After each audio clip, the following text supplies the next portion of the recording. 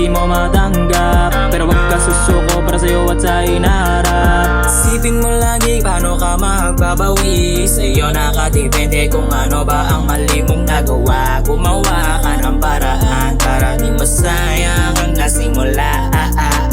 Marami mang sugat ang natamo sa laban, huwag kang manghinayang gawin mong mga aral.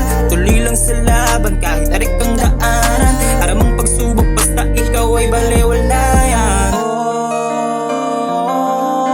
Aramang pagsubok basta ikaw ay balewala. Balewala.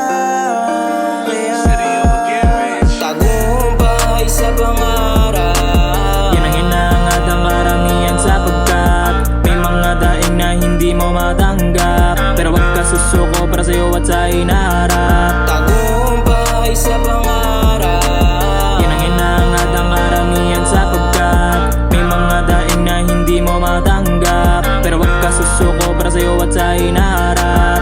huwag kang panghinaan ng loob, yan lagi mong tandaan. Yung pagsubok ang susubok sa iyong katibayan, tsaka dyan mo din malalaman kung may tunay kang kaibigang handa kang damayan. Kaya dapat na malamasan mo kahit na ano pa yan. Mabigat man sa ngayon, unti-unti ang gagaan. Kaya yung pasan mo, unti-unti mong lisanin yan. Huwag kang mag-stay sa isang lugar.